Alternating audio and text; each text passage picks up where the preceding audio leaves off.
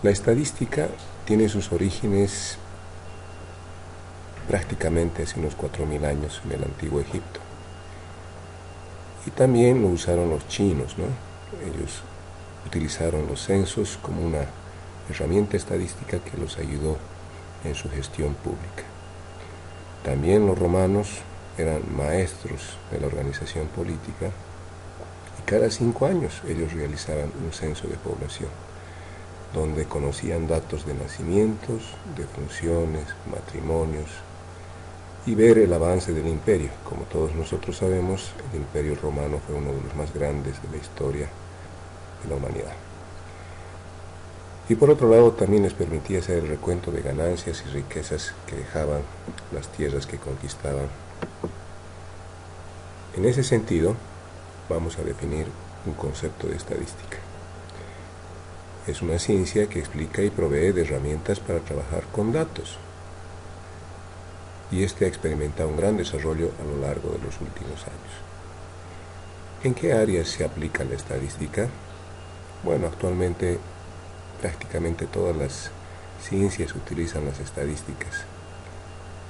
Y para ello tenemos, por ejemplo, la sociología, la educación, la psicología, administración, economía, medicina, ciencias políticas, entre otros.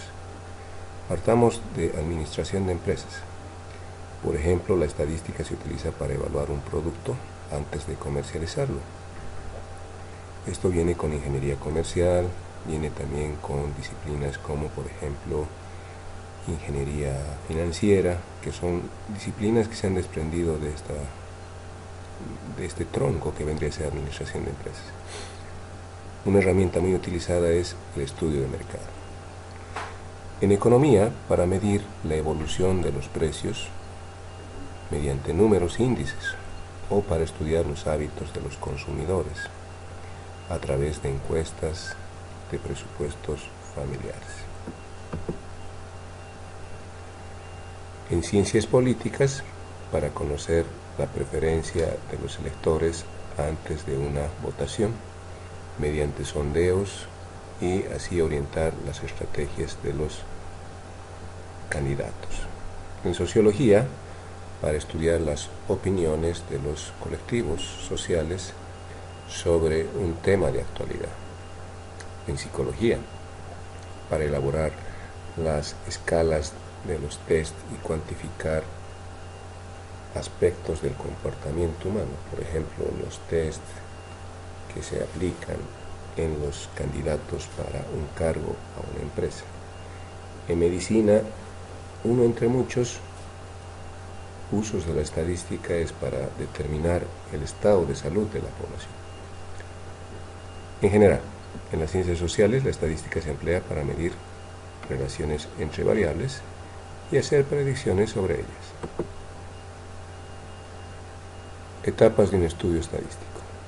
Un análisis estadístico se lleva a cabo siguiendo las etapas habituales en el llamado método científico, cuyas etapas son: 1. Planteamiento del problema. Consiste en definir en qué consiste el problema de investigación y precisar, entre otros, el universo y la población. Recogida de la información. Estudio de campo también se denomina. Consiste en recolectar los datos necesarios relacionados al problema de la investigación. Análisis descriptivo. Consiste en resumir los datos disponibles para extraer la información relevante en el estudio. Información estadística. Consiste en suponer un modelo para la población partiendo de los datos analizados para obtener las conclusiones. Comprobación. Consiste en verificar la validez de los supuestos del modelo que nos han permitido interpretar los datos y llegar a conclusiones sobre la población. Bien, aquí gráficamente podemos ver este concepto y el análisis que acabamos de realizar. Por ejemplo, partimos por la parte superior, donde tenemos el planteamiento del problema y, como pueden ver, tenemos el área de investigación, los antecedentes previos, los objetivos, las preguntas de investigación, También tenemos posibles hipótesis, unidad de análisis y, por supuesto, la población, entre otros. Esto se podría denominar como áreas de interés. Como pueden ver, ya analizando mismo el trabajo de campo, se hace el relevamiento de datos, se organiza y se resumen los datos, se plantea una estadística descriptiva, es decir, se establecen tablas, gráficos, medidas descriptivas, pueden ser, por ejemplo, correlaciones, varianzas, etc. La interpretación y la población o muestra refleja el dato que previamente nosotros hemos realizado al iniciar la investigación. Como pueden ver, ambos están íntimamente estrechos, porque la población muestra que existe una complementación o complementariedad con la muestra definida, que tiene que ser, en nuestro caso, una muestra probabilística simple, puede ser estratificada por conglomerados, la que se haya decidido hacer en la investigación. Finalmente tenemos las conclusiones y por ende finalmente tenemos el reporte de investigación, que es un informe. Entonces, este es un breve resumen de lo que se hace en una investigación cuantitativa o una investigación mixta. Como ven, es simple, pero claro, esta simpleza no es tan fácil cuando uno ya lo está haciendo en trabajo de campo. Sin embargo, nos ayuda muchísimo en la comprensión breve de esta asignatura. Ejemplos de algunos problemas a estudiar en estadística. 1. Estudiar si en cierto colectivo existe discriminación salarial debido al sexo de la persona empleada. Otro ejemplo sería determinar el perfil de los trabajadores en términos de condiciones económicas y sociales en diferentes comunidades. Un tercero, estudiar el consumo de las personas de una zona determinada en cuanto a vestuario, alimentación, ocio y vivienda. Otro, determinar las tallas estándares en vestuario para mujeres en una región, una zona de nuestra ciudad donde estamos viviendo, radicando. 5. Determinar el tiempo que dedica el trabajo, la familia, los trabajadores de distintas empresas del país. Otro sería determinar el perfil sociodemográfico de los estudiantes de una universidad. 7. Analizar el gasto mensual en teléfono móvil de los estudiantes de una universidad y si éste tiene alguna relación con su edad y otras características. Variable es lo que se va a medir y representa una característica de la unidad de análisis. En otras palabras, es lo que se pretende estudiar y tiene que estar definido, por supuesto, en el problema. ¿Quiénes van a ser medidos? Los sujetos u objetos o unidades de análisis de la población. Tenemos que definir claramente quiénes van a ser el objeto del estudio de investigación. Población es el total de unidades de análisis que son temas de estudio. Muestra es un conjunto de unidades de análisis provenientes de la población. Acá en la gráfica podemos ver esa presentación. Como pueden ver, acá tenemos un ejemplo: las personas que trabajan en empresas de comunicación. La muestra será 60 trabajadores de empresas de comunicación. La unidad de análisis es los trabajadores de empresas de comunicación, y las variables que podemos utilizar serían sexo, edad, salario, número de horas de trabajo, entre otros. Una estadística esencial, en este caso un censo, demuestra una serie de información para cualquier país o región en el mundo. Este es el caso, por ejemplo, de la región donde tenemos la universidad, que sería Santa Cruz de la Sierra, y en este caso el departamento de Santa Cruz, que para el 2015 se proyectaban 3 millones de habitantes. Bueno, ahora al 2018 tenemos más o menos 3,5 millones de habitantes.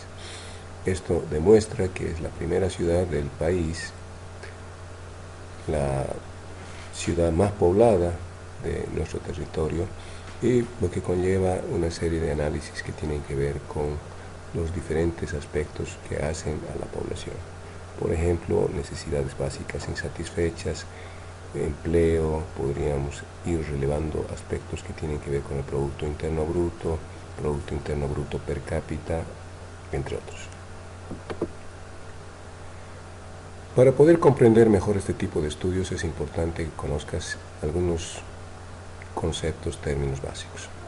Población es un conjunto de personas, eventos o cosas de las cuales se desea hacer un estudio y tienen una característica en común.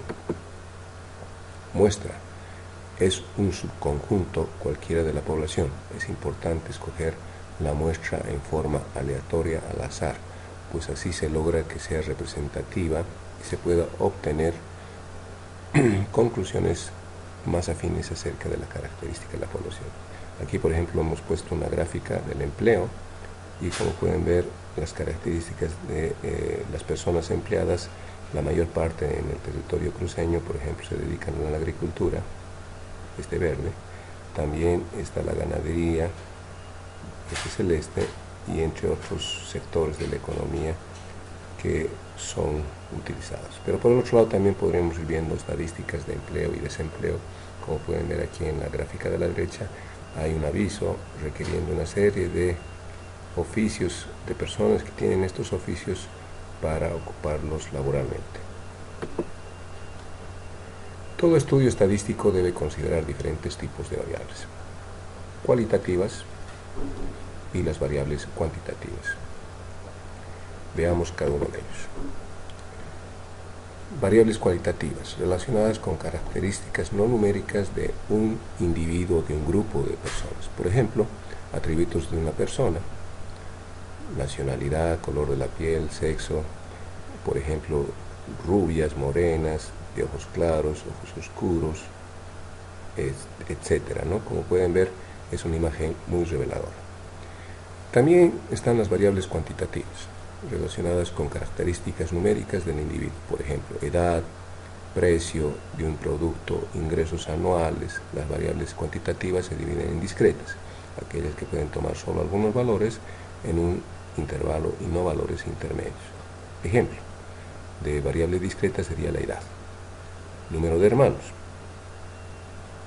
pero por ejemplo nunca podría ser en una familia que se tenga 3 miembros, .45, porque por supuesto, aunque sea un bebé, ya cuenta como una persona.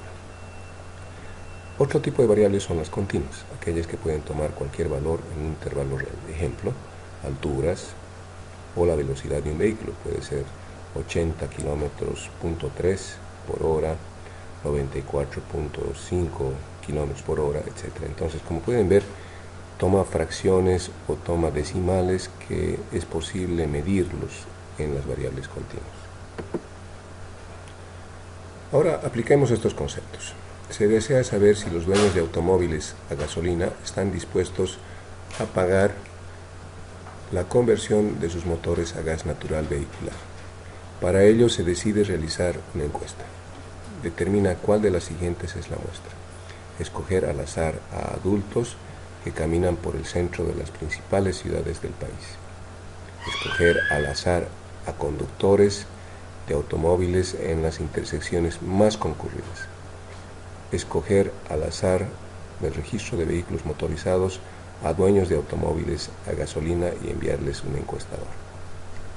Bien, pregunta, ¿cuáles son las variables utilizadas en la encuesta? ¿Son cualitativas? ¿Son cuantitativas? ¿Por qué? Si ustedes fueran los investigadores que van a realizar este estudio, ¿cuál elegirían?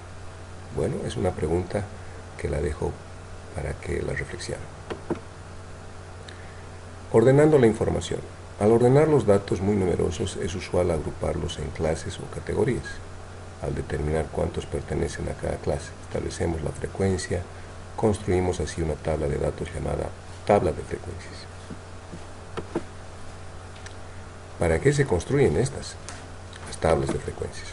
Primero, para ordenar. Segundo, para agrupar. Y tercero, para resumir información.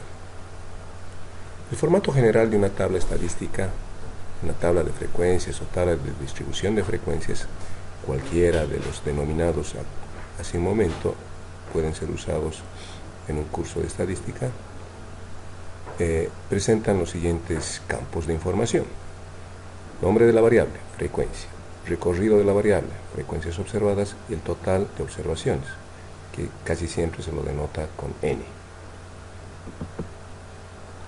Aquí tenemos un ejemplo, una estadística.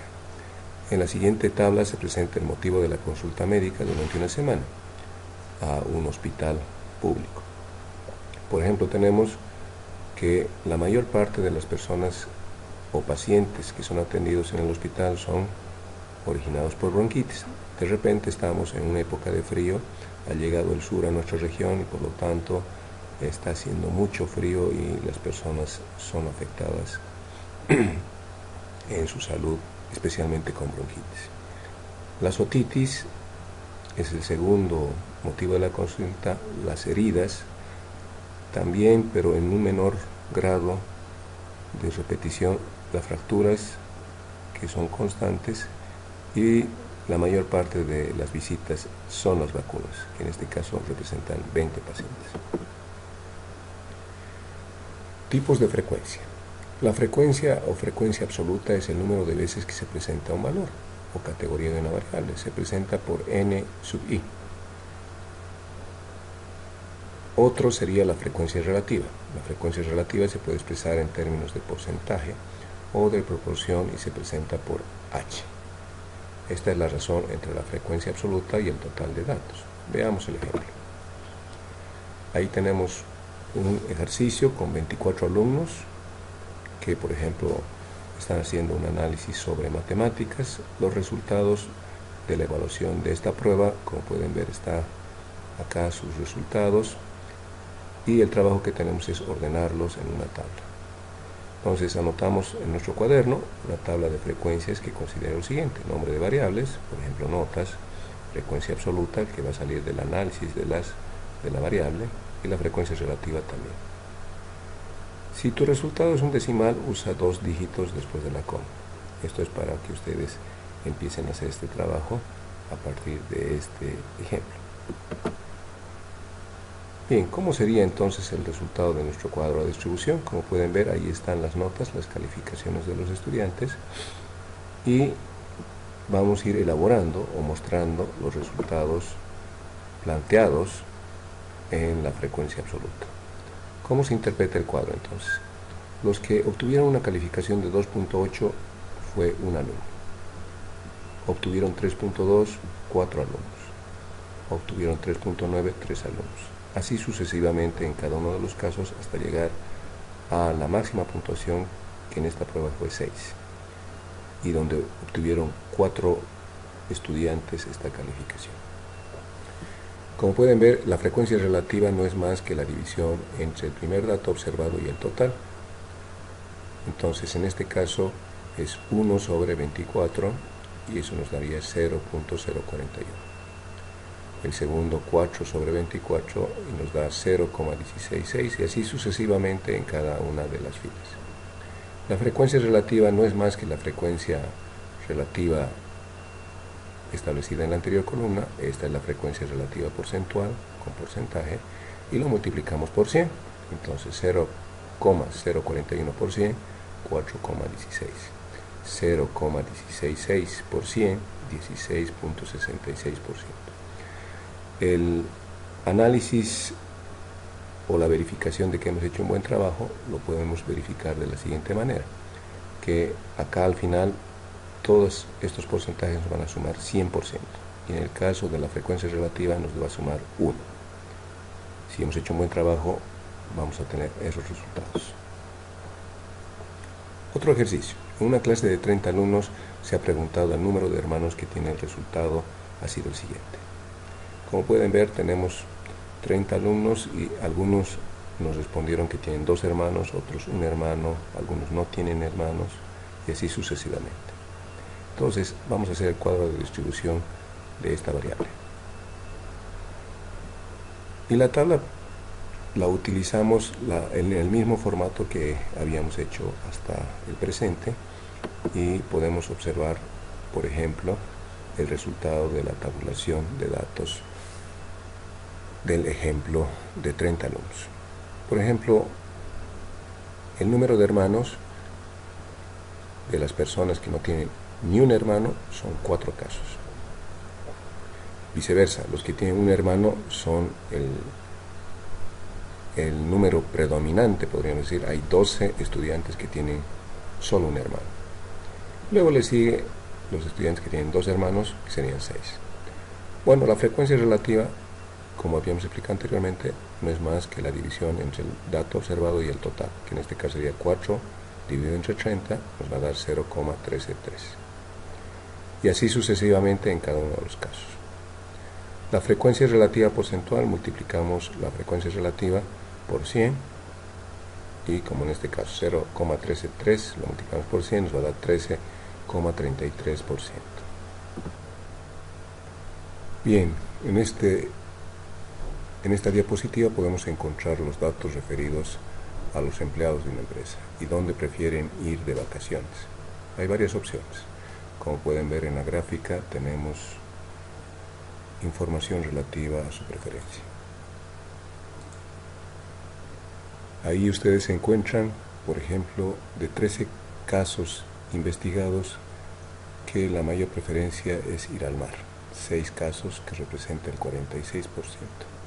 Mientras que otros al campo, 4 casos, y a la montaña 3. ¿Qué conclusión pueden inferir ustedes de este análisis? Creo que es evidente, pero lo dejo para reflexión de ustedes.